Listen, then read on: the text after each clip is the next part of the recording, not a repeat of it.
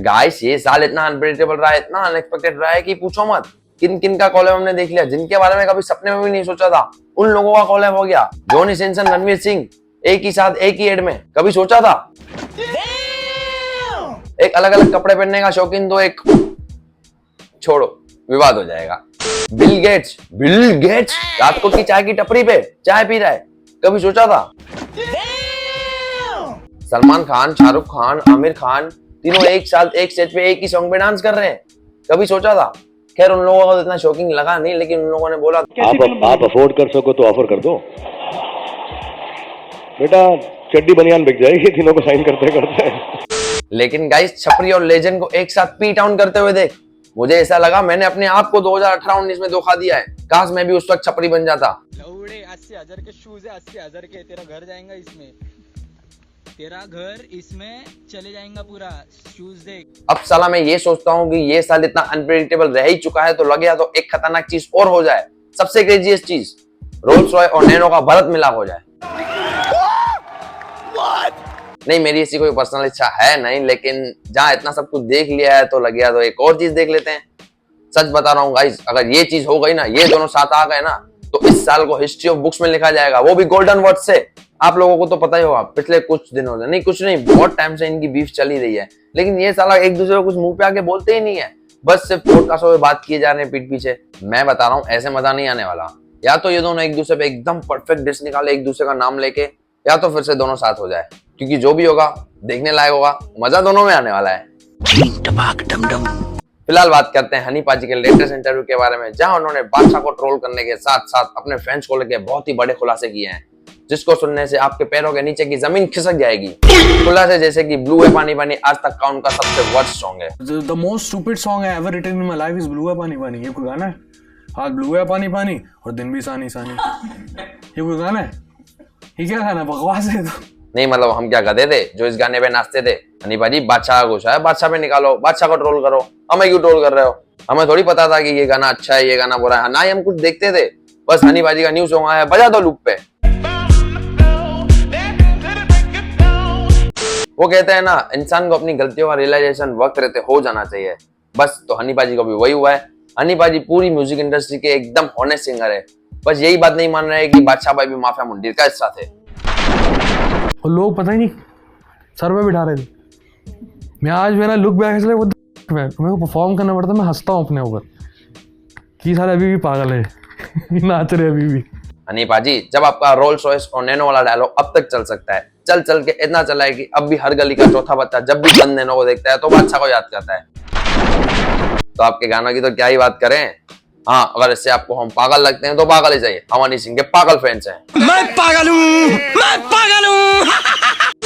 लेकिन यार अब हम बादशाह भाई को नैनो नहीं बोल सकते, क्योंकि इतने सालों से खुद को नैनो सुन सुन के उनका मेली को हर्ट हो चुका था, इसलिए उन्होंने हनी पाजी और उनके फैंस को जलाने के लिए रोल्स रॉयस ले ली सेकंड हैंड।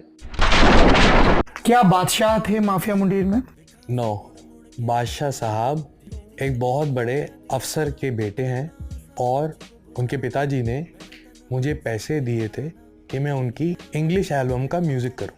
वो तो बस पेमेंट आते आते थोड़ी लेट हो गई थी, तो बस वही उसी बात से नाराज है हनी पाजी, बाकी कोई और दिक्कत की बात है नहीं इन दोनों के बीच में। So he is not a talent which is picked up from the streets. बहुत बड़े अफसर के बेटे हैं, सो जिसके पास ऑलरेडी पैसे हैं उसको एक माफिया मुंडीर जैसे छोटे प्लेटफॉर्म की जरूरत ही क्या है? नाराजगी दूर नहीं हुई अभी तक दोनों की? नाराजगी अपनों से होती है सर, परायों से थोड़ी ना होती है, क्लाइंट से थोड़ी ना होती है। He was just a client for me. देखा बादशाह भाई, हर जगह यही सीन है, पेमेंट लेट करोगे तो गालियां ही पड़ेगी। कर देते हनी पाजी को उस वक्त पेमेंट तो हनी पाजी का कमबैक की नौबत ही नहीं आती। आप मस्त गाने लिखते जाते और हनी पाजी मस्त गाने गाते जाते, दोनों का काम चलता।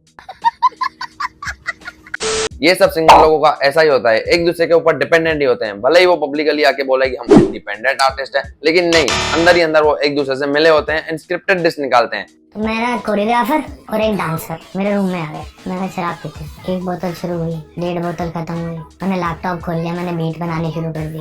2.5 बोतल के बाद उस बीट पे मैंने बात ली, 4 बोतल वोडका, काम मेरा रोज का, ना मुझको कोई रोके ना किसी ने रोका। मैं लड़कों को समझ में आ रहा है क्या भाई, ये क्या चीज है?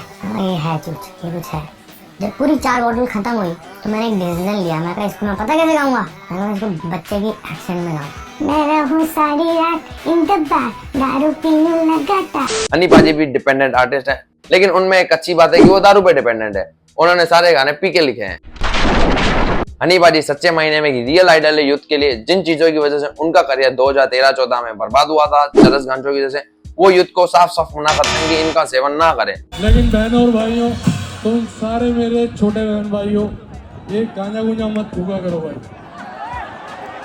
5 साल बर्बाद हो गए मेरी जिंदगी के, चरस गांजा मत करना बस। लेकिन जिन चीजों की वजह से 2010, 11, 12 में उनका करियर बना था, अल्कोहल भाई कहीं से भी मिल जाती है, पी लो। इसलिए मिल जाती है कि इतनी हानिकारक नहीं है, कहना नहीं तुम्हारा लीवर सड़ेगा तो नया लग जाएगा।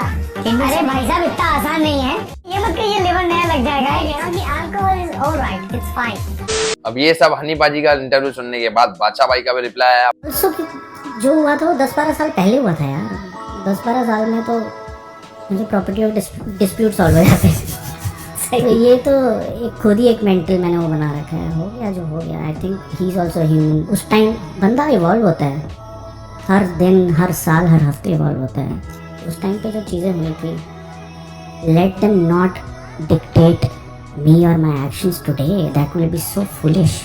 और मैं एक इंसान हूँ, मेरे को रियलाइज हुआ मैंने यार किसी चीज़ का ग्रज नहीं रखा किसी से भी। ये ग्रज क्यों पाल रखी है मैंने, क्यों पाली हुई है, क्यों पाली हुई है? लोगों की वजह से, because people enjoyed it. It was always in my face ना, मतलब आप जो देखते रहते हो आपको सबकॉन्शियसली इफेक्ट करता है। बट लाइक किसी ने जोड़ने की कोशिश नहीं करी, किसी ने नहीं करी, किसी ने नहीं करी। इसमें यार ऐसा लग रहा है कि बादशाह भाई लाचार है। उन्होंने जो भी किया, पेमेंट लेट देना एंड दिस वगैरह, वो उन चीजों की वजह से पछता रहे हैं। जैसे छोटा बच्चा गलती करके आ गया, अपने पापा के सामने खड़ा हो जाता है कि पापा मेरे से ये गलती हो गई, मैं सॉरी।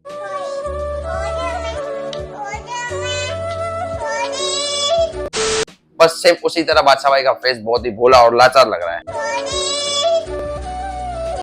लेकिन गाइस, चेहरा तो मेरा भी मासूम है, दिखने में तो मैं भी भोला हूँ। अगर आपको इस भोले और मासूम चेहरे पे थोड़ी सी भी दया आ जाए तो इस वीडियो को लाइक करना, चैनल को सब्सक्राइब करना। अगर आप भी चाहते हो कि रोल्स रॉयस और नैनो का भारत मिलाप हो जाए तो कमेंट सेक्शन में जरूर बताना। मैं मिलता हूँ आपसे नेक्स्ट वीडियो में, तब तक के लिए स्टे पीस, बाय बाय।